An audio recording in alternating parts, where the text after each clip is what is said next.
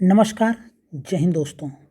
हम लोग उत्तराखंड पीसीएस मुख्य परीक्षा का पेपर 5 आर्थिक और सामाजिक विकास पढ़ रहे थे। उसके अंतर्गत आज का जो टॉपिक है वह है फेरा और फेमा। यह एक महत्वपूर्ण टॉपिक है जहां से एग्जाम में प्रश्न आए हुए हैं। तो हम बात करते हैं फेरा के बारे में।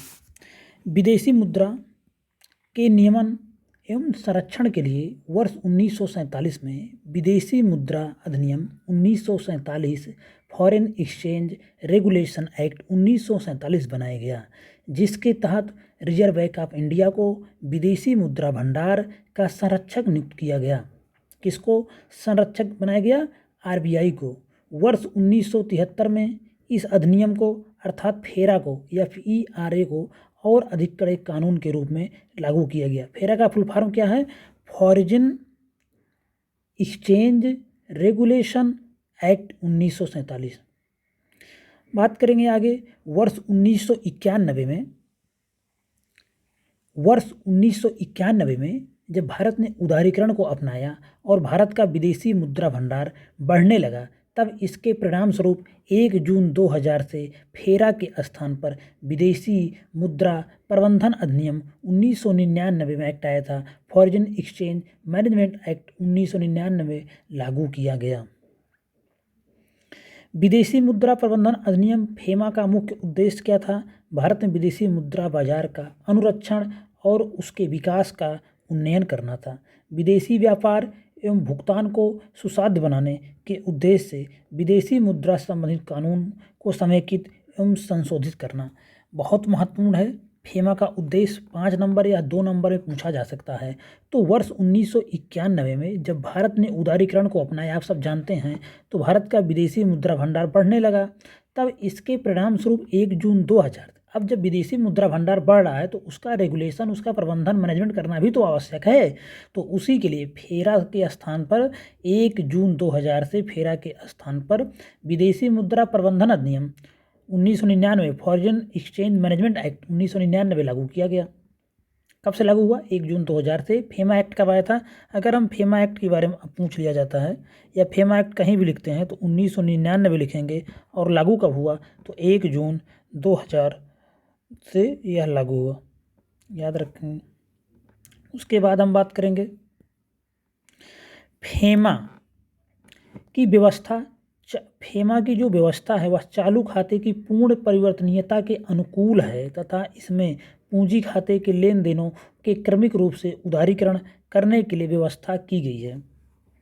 इसमें विदेशी मुद्रा की प्राप्ति तथा धारिता के संबंध में उन क्षेत्रों का उल्लेख है जिनके लिए रिजर्व बैंक या भारत सरकार की विशेष अनुमति की आवश्यकता है। फेमा में क्या है कि इसमें विदेशी मुद्रा की प्राप्ति तथा धारिता के संबंध में उन क्षेत्रों का उल्लेख है जिनके लिए रिजर्व बैंक या भारत सरकार की विशेष अनुमति की आवश्यकता होती है। फेमा के अंतर्गत भारतीय रिजर्व बैंक को यह अधिकार दिया गया है कि वह केंद्र सरकार के परामर्श के साथ पूंजी खाते के लेन देनों की अनुमत श्रेणी तथा इस प्रकार के लेन देनों की अनुगत विदेशी मुद्रा की सीमाएं निर्दिष्ट करे। इस प्रकार फेमा का मुख्य उद्देश्य क्या है, इसको देखते हैं। इस प्रकार फेमा का मुख्य उद्देश्य विदेशी विनिमय को नियंत्रित करना, ना कि केवल उसका प्रबंधन करना। दोनों इसका उद्देश्य है, नियंत्रित करना और उसका प्रबंधन करना, दोनों इसके उद्देश्य हैं। नियंत्रित करना है जिससे भारत के विदेशी बाजार का सुचारू ढंग से विकास हो सके। यह अधिनियम संपूर्ण भारत में तथा सभी भारतीय निवासियों द्वारा नियंत्रित या भारत से बाहर उनके स्वामित्व में एजेंसियों, शाखाओं तथा कार्यालयों में लागू होता है। बात करें फेरा का, तो फेरा के तहत प्रवर्तन निदेशालय, जो हम लोग सुनते रहते हैं, ईडी को लंबित मुकदमों के निपटारे के लिए 2 वर्ष का समय दिया गया। फेरा के तहत प्रवर्तन निदेशालय को लंबित मुकदमों के निपटारे के लिए 2 वर्ष का समय दिया गया, जो 31 मई 2002 को समाप्त हो गया। और यहीं से फेरा भी समाप्त हो गया। फेरा कब समाप्त हो गया? 31 मई 2002 से पूर्णतः समाप्त। प्रवर्तन निदेशालय मुख्य रूप से विदेशी मुद्रा प्रबंधन अधिनियम के प्रावधानों और अधिनियमों के उद्देश्यों को पूरा करने के लिए इसके तहत जारी नियमों और विनियमों से संबंधित है। तो ईडी जो है, प्रवर्तन निदेशालय, यह मुख्य रूप से विदेशी मुद्रा प्रबंधन अधिनियम के प्रावधानों और अधिनियमों के उद्देश्यों को पूरा करने के लिए इसके तहत जारी नियमों और विनियमों से संबंधित है। तो ईडी का मुख्यतः संबंध मनी लॉन्ड्रिंग, आप सुनते होंगे मनी लॉन्ड्रिंग केस में ईडी जांच कर रही है। तो ईडी का मेनली यही है, विदेशी मुद्रा प्रबंधन अधिनियम के प्रावधानों और अधिनियमों के उद्देश्यों को पूरा करना इसका है। निदेशालय द्वारा अधिनियम के उल्लंघन से संबंधित न्याय निर्णय भी निष्पादित किया जाता है। अब हम बात करते हैं फेमा फेरा से निम्नलिखित रूप से भिन्न है। अंतर आ सकता है 5 नंबर में उत्तराखंड पीसीएस में अगर बात करें तो, बाकी यूपी पीसीएस या बिहार पीसीएस अगर कहीं भी आ जाता है तो पूरा लिखने को आएगा। लेकिन मान लीजिए अंतर ही पूछ लिया 5 नंबर में या 2 नंबर में, तो आपको 2 लाइन में लिख देना है कि फेरा का उद्देश्य जहाँ विदेशी मुद्रा भंडार का नियमन एवं संरक्षण था, वहीं फेमा का उद्देश्य विदेशी मुद्रा का प्रबंधन करना तथा विदेशी व्यापार को बढ़ाने के उद्देश्य से विदेशी भुगतान को अधिक से अधिक सुविधाजनक बनाना। फेरा का उद्देश्य क्या था? जहां विदेशी मुद्रा भंडार का नियमन एवं संरक्षण, वहीं फेमा का उद्देश्य विदेशी मुद्रा का प्रबंधन करना, विदेशी व्यापार को बढ़ाने के उद्देश्य से विदेशी भुगतान को अधिक से अधिक सुविधाजनक बनाना। दूसरा क्या है? फेमा के तहत विदेशी मुद्रा नियमों के उल्लंघन को दंडनीय अपराध माना गया है। फेमा के तहत जो फेमा है इसके तहत विदेशी मुद्रा नियमों के उल्लंघन को दंडनीय अपराध माना गया है तथा इससे संबंधित मुकदमों का निपटारा सिविल प्रक्रिया के तहत किया जाता है। अर्थात इसके तहत अभियुक्त पर केवल जुर्माना लगाया जा सकता है, उसे जेल की सजा नहीं हो सकती, जबकि फेरा के तहत जुर्माने एवं जेल की सजा दोनों का प्रावधान था।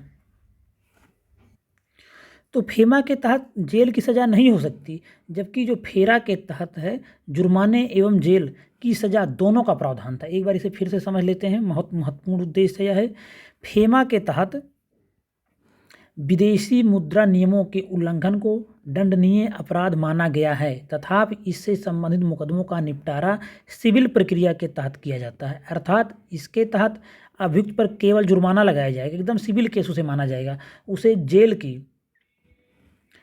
जेल की सज़ा नहीं हो सकती है। जबकि फेरा के तहत जुर्माने एवं जेल दोनों सज़ा का प्रावधान था। एक और इसका देखते अंतर, फेरा के तहत अभियुक्त पर अपराध राशि का 5 गुना तक जुर्माना लगाया जा सकता था। कितने गुना तक? 5 गुना तक जुर्माना लगाया जा सकता था अपराध राशि का। जबकि फेमा के तहत अगर हम बात करें, फेमा के तहत अधिकतम 3 गुना, बहुत महत्वपूर्ण, इसी को हाईलाइट कर रहा हूँ, 3 गुना तक ही जुर्माना लगाया जा सकता है। फेमा के अंतर्गत 2 सिद्धि का दायित्व प्रवर्तन एजेंसियों पर होगा, जबकि फेरा के अंतर्गत यह दायित्व व्यक्ति पर था। तो बहुत सारे अंतर हैं इसमें, देखिए 3-4 अंतर आप यहाँ से लिख सकते हैं। फेरा के तहत एक अंतर हो जाएगा कि अभियुक्त पर अपराध राशि का 5 गुना जुर्माना, जबकि फेमा के तहत अधिकतम 3 गुना तक ही जुर्माना लगाया जा सकता है। दूसरा अंतर यहाँ से शुरू हो जाता है। फेमा के अंतर्गत 2 सिद्धि का दायित्व किस पर है? अब प्रवर्तन एजेंसियाँ जैसे ईडी हुई, इन सब पर है कि आप दोष सिद्ध करिए, जबकि फेरा के अंतर्गत यह दायित्व व्यक्ति पर ही, तब व्यक्ति काहे को अपने दोषी सिद्ध करेगा। तो इस तरह से यह सभी अंतर थे और इसी के साथ फेमा और फेरा का आपने पूरा अच्छे तरीके से देख लिया। इसके बाहर कुछ नहीं आएगा। तो फेरा और फेमा को बेसिकली आप जानते रहिए। कब आया था कि 2 नंबर में तो 100% यहाँ से क्वेश्चन निकल कर आता है, बहुत अच्छा क्वेश्चन आता है। तो फेरा और फेमा आया था 1999 के से, फेरा आया था 1947 में और 1973 में इसको और मजबूती प्रदान की गई थी।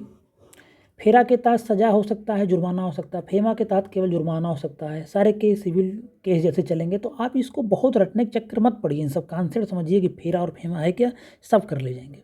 अंत में एक बात और कहना चाहेंगे, उत्तराखंड पीसीएस जो भी मेंस दे रहे हैं या किसी अन्य एग्जाम की तैयारी करते हो, चाहे यूपी पीसीएस के हो, चाहे बिहार पीसीएस से हो, तो वीडियो अगर पहली बार देख रहे हो, वीडियो पसंद आए तो लाइक करें, चैनल को सब्सक्राइब जरूर करें। धन्यवाद।